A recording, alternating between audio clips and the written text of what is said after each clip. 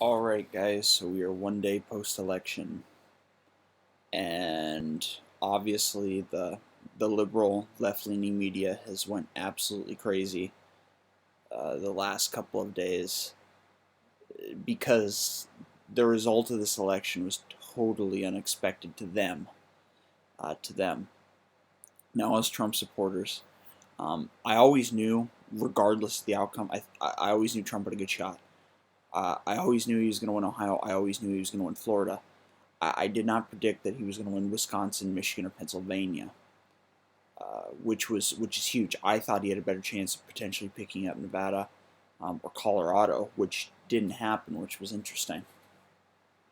But I kind of want to.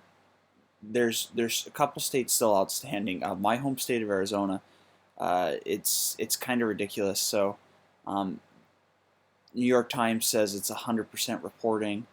Um, all of the precincts are in across the state. Trump is up by close to 90,000 votes. The only reason I could think that they haven't called this state yet is because maybe absentee ballots are out still. But I don't think she could make up a 90,000 vote difference here in this state. And to be honest, a couple other news networks have already called Arizona for Trump. So if we add the 11 electoral votes, that will put Trump at 290. New Hampshire is the same way. CNN and MSNBC have called New Hampshire for Clinton, and the way it's looking, they're so close. There's only about 1,500 votes between them in New Hampshire. I think the reason that this site has not called it yet is potentially maybe the absentee ballots have not been sent in yet. But some of these news agencies may have just kind of figured out with their data, even if there is absentee ballots out, that it's really not going to matter because the margin for absentee ballots will probably follow about what the state margin is, so it would still probably put Clinton in the lead in the state. So she's going to pick up 4 here. It's going to bring her to 332.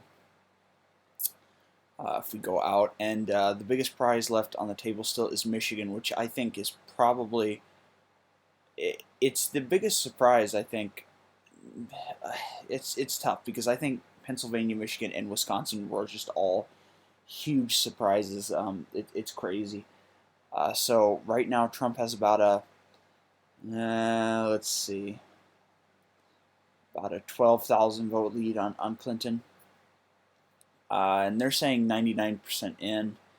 Uh, just my guess again. There's absentee ballots out, but even I'm assuming the absentee ballots will pretty much follow state margins again. So, and if there's only 1 or 2% absentee ballots throughout the entire state, I don't think she can make up this margin either. If we go down here, I don't like the New York Times as a news agency, but they have a pretty good system here to look at the country electorally.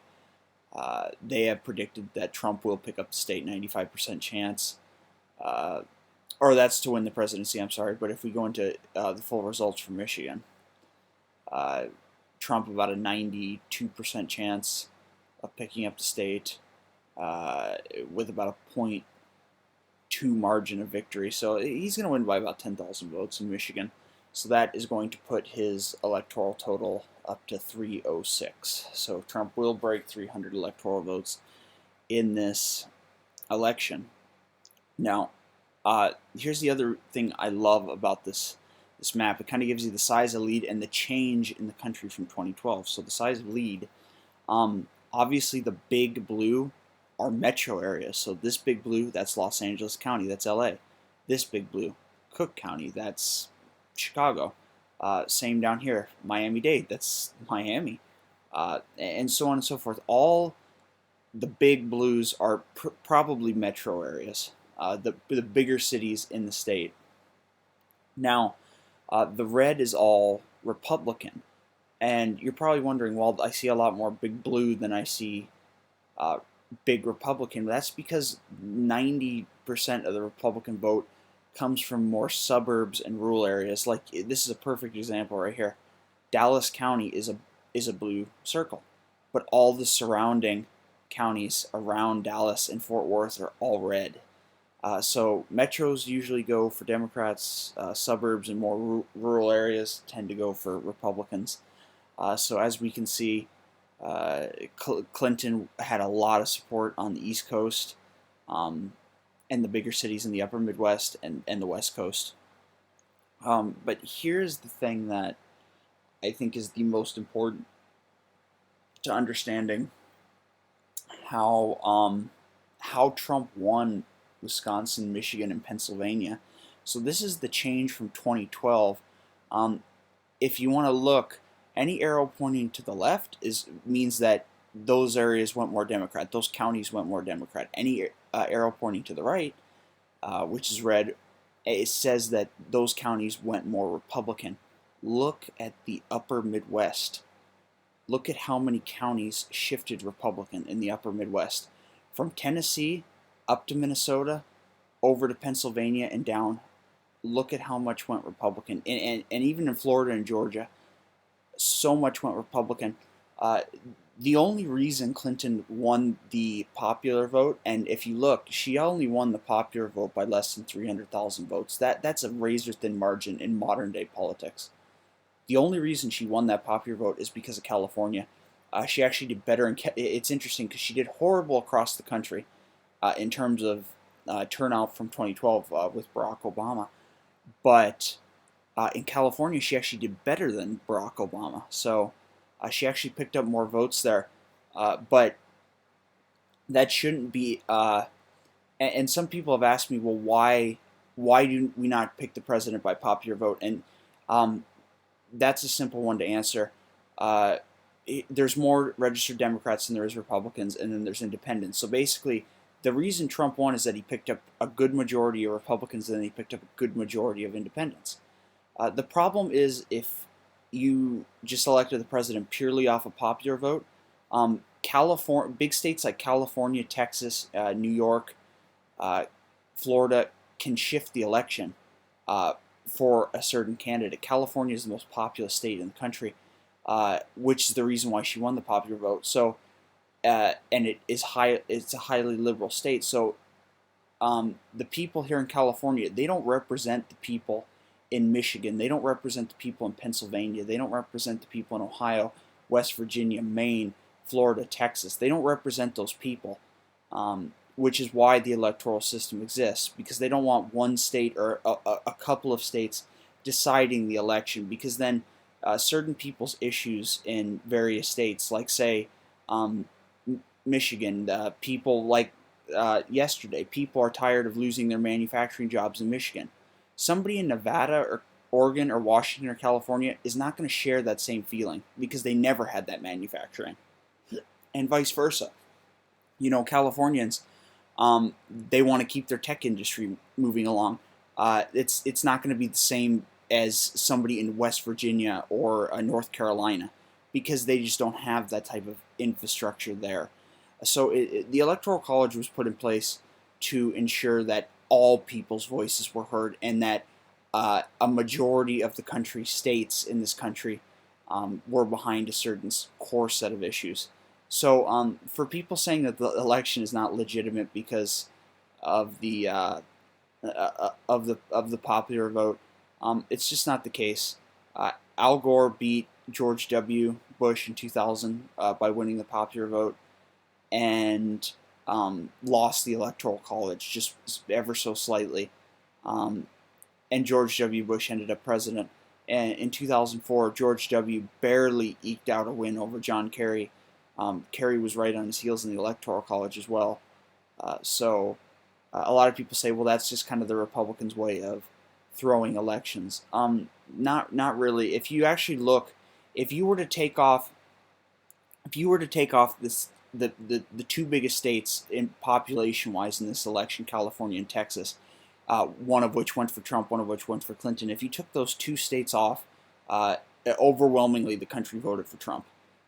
It's just a fact of the matter, because she ran up the score huge in California, and he ran up the score pretty big in Texas. So if you took those two states off, he would have overwhelmingly won the popular vote of the rest of the states in this country.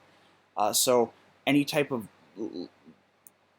of person that wants to say that it's not legitimate, it is legitimate. This is how our system was set up, so that all the people's voices could be heard, not just the select group in California or Texas or Florida. So I just kind of wanted to go into that. But I do want to spend another part of this video kind of going over why Clinton lost. Why she lost in Florida, why she lost in North Carolina, why she lost the upper Midwest, the Rust Belt states. So the final vote totals and the demographics of this race is exactly why Trump won. So if we look at this, obviously Clinton barely squeaked out a win in the popular vote over Trump. About 5% of people voted for third-party candidates. So if you were ideologically liberal, 84% of those people went for Clinton, 10% for Trump. That's actually a higher margin than Romney and Obama. Trump picking up 10% of people that identify as liberals. The only thing I can think of is that the increased vote total here for Trump was attributed to Bernie Sanders supporters, which could very well be. Moderates broke for Clinton 52% to 41%, but Trump overwhelmingly won conservatives 81% to 15%. And you're thinking, well, that doesn't necessarily favor Trump because she actually won two of the groups there. The problem is that even though a lot of people are registered independent, most people a majority of people in this country tend to identify as conservative. And here's the more party affiliation line. So Trump actually picked up 9% support among Democrats. Clinton only picked up 7% among Republicans. Since there's more registered Democrats, that already gives Trump about a 2 percentage point lead right there. He also picked up more Republicans than she did Democrats. He also picked up 6 more percentage points among independents, which is probably what decided this election. If we go down to gender, Trump won men about 12 points higher than Clinton. She won women about 12 points higher than men. The problem is that 1% difference among men and women. There's more women in this country that voted than men. So actually her margin among men was a lot worse than Trump's margin with women. And here's the other thing. Married men overwhelmingly broke for Trump, 21 points ahead of Clinton. That's huge. Married women, almost dead even with Clinton, 47% to 49%. For her to win the election, she would have had to have won this category by probably about 7%. Non-married women, or non-married men, same thing. Just Clinton just barely eked out a win in that category as well. And non-married women, she did win this category by a decent margin. The problem was not the margin that a lot of the polls were saying. Non-married women in the polls were breaking for Clinton by about 30 to 40%. And as you can see here, this is only a 29% difference. So that's another factor. Among whites, Trump beat Clinton out among whites by 21%.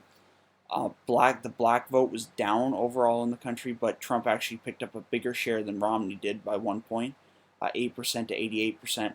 That 88% is down 5 points from Obama's 93%. That's another huge factor. Asians broke for Clinton 65% to 29%. That's more than what Romney got. And we won't count other because that's just pretty much any other group. But Hispanics, Trump picked up 1% more support among Hispanics than Romney did. So he actually did do better in the African American community and the Hispanic community, which ultimately probably decided the election. And that's pretty much it. There's still data coming in for the rest of these categories. I can go over income. Pretty much anybody making $50,000 a year or less marginally voted for Clinton, and the same for anybody making over $50,000 a year marginally went for Trump. So that's just interesting. Here's the deal. Let me go back to this map for a second here. Last night, Florida obviously broke for Trump. I called that Trump was going to win Florida. He won Florida by 130,000 votes. Obama won it by about 90,000 in 2012. That's a 220,000 vote swing in 4 years. That's huge. Trump pretty much crushed her in Florida. Even though it's a close margin, he actually did much better than what Romney did in that state. In Ohio, if you look at the final total, 52.1 to 43.5, he beat her in Ohio by almost 10 points. That's huge. Romney lost the state to Obama by a couple points. So having a 10 to 12 point swing in 4 years, a lot of Obama voters voted for Trump yesterday, as hard as that seems to believe. And it's the same thing in Pennsylvania, Michigan, and Wisconsin. As soon as Ohio went for that type of a margin, the Clinton campaign had to have known that Pennsylvania, Michigan, and Wisconsin were probably in play. Iowa's the same way. Iowa, Trump won 51.8, 42.2. That's almost a 10-point margin there, too.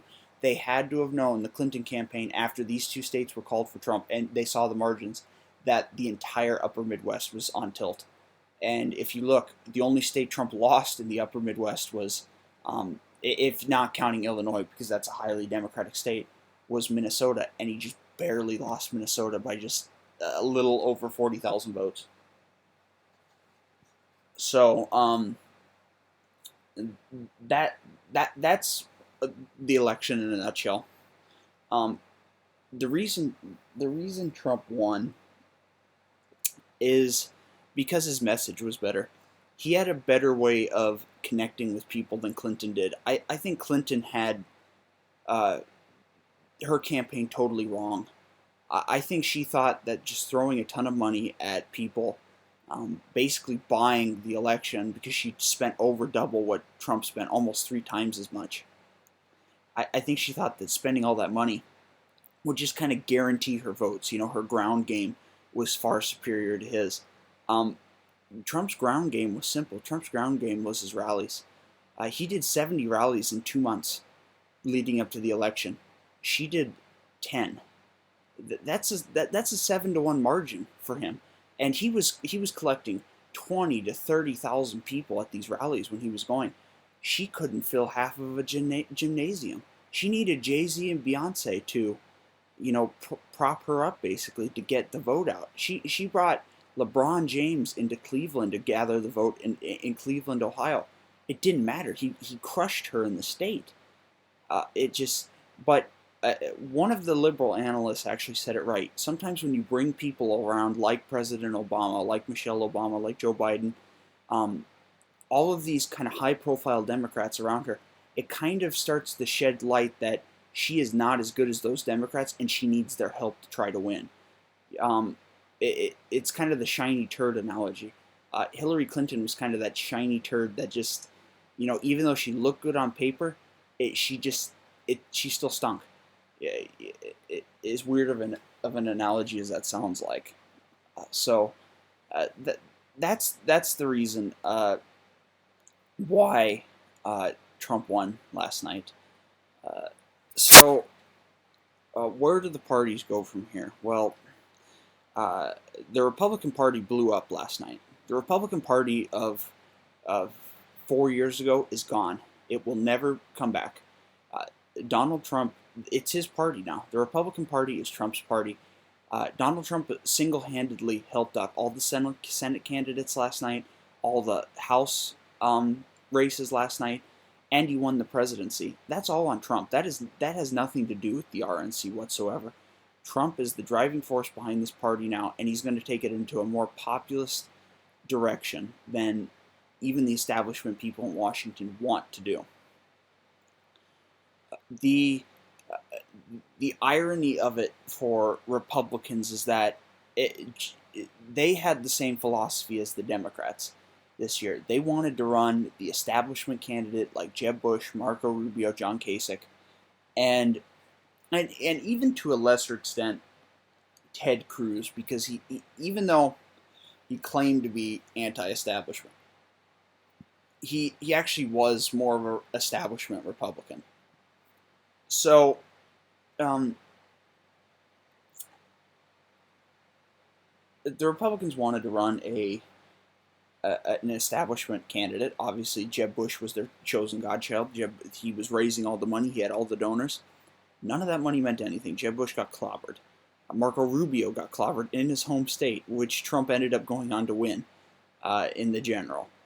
He clobbered John Kasich, which he went on to win his home state in Ohio. Absolutely crushed him. He beat Ted Cruz, ended up winning Texas. I mean, there's so many things that contributed to his win. But the Republican Party blew up last night. It is irreparably done. It's going to go into a more populist direction. That is probably the best thing that could have happened to the party. It is Trump's party now. He will have full control of the Senate and the House, so he should be able to pass legislation, and I'm excited what he is going to do. Now, the Democrats, overall, they had a horrible night. Last night felt like what Republicans felt like in 2008. They did not have control of the Senate. They didn't have control of the House, and Obama had just won by over 300 electoral votes. That was a huge, massive loss for them, just overall. And here's the deal: the Democrats should have never put forward a candidate like Hillary. I can understand why they think that she would be the best choice. You know, she's experienced. She has all the donors in place. You know, she knows she's been in the White House before. She has the support of women. That's why they wanted to run her. The problem is that the amount of baggage that she had, herself, her husband, all of her aides, it was too much to overcome. As much as they said the email scandal was not important to this campaign, it was huge to this campaign. Those emails and her just inability to tell the truth, it cast a little tiny seed in the minds of voters that she just was not honest and trustworthy. And Trump actually did a brilliant thing. He started calling her Crooked Hillary. That caught on pretty much everywhere. Everywhere that you went, you know, comment forums online, the radio, the television, they were all using that term, Crooked Hillary. It stuck. As soon as that was stuck into the minds of voters, the seed was planted and it started to sprout. There was no going back. She was never going to win. So the Democrats have to do some soul searching. First of all, they need to get all of the cheating, scandalous people out of their organization. All the people in the DNC, Donna Brazile, get rid of her. Debbie Wasserman Schultz, get rid of her. Anybody that was involved in anything to do with this campaign with the Clintons, get them out of there. Start fresh. And I'm not saying that because I'm a Republican and I voted for Trump. I'm saying that because if you want to have a healthy democratic system where it's a two-party system and both parties are honest, trustworthy, and for the people, you have to get the dirt out of the party. Trump already did that. Trump crushed the Republican Party. It's his party. The Democrats need to do that within their party now. But the question is, where do they go? Do they go a more populist, liberal message like Bernie Sanders and Elizabeth Warren, or do they become a more centrist party, you know, moderate party? I'm thinking they're going to go more towards the Bernie Sanders way of thinking. The problem is that if they start to formulate their party around that, and the Republican Party is currently more far right in its views, that is going to lead to probably not too great things. There's going to be a lot of moderates that are not going to be happy with who they have to choose for Senate, Congress, or for Senate, the House, and for President in the upcoming elections. So the just to reiterate, the Democratic Party, they got to get rid of all of their just behind the scenes operatives. Get rid of the donor structure. Trump and Bernie did exactly what needs to happen in future campaigns. They need to run people that don't take money from corporate interests, get money completely out of politics. Trump ran his campaign from individual donations from people and his own money. Bernie ran on individual donations that were under, you know, $100 a piece. That's what candidates need to do. That's what the Democratic Party needs to do. Get all the donors out of there. Get the media off your back. Totally cut ties with the liberal media. You don't want their help anymore. Obviously, all of their influence that they tried to have in this election did not work. Cut ties with all of them. Go back to listening to the people, understanding what their issues are, and trying to solve problems. That's why the Democratic Party got crushed last night, because the Republican Party had a much better message that came from Trump, solely from Trump, not from establishment Republicans, came from Trump, and that's why they won. So, you know, Democrats in this country, it's going to be interesting over the next few years because most of them are trending more for minorities and more for the younger generations. So it's going to be interesting what both parties do in the next couple of years. I think a lot of the future of both parties stems on the fact whether or not Trump gets a second term or not. And obviously that's a long way off, and we have no idea what's going to happen. But literally, the future of both parties hinges on if Trump gets one more term, if he's able to win another term.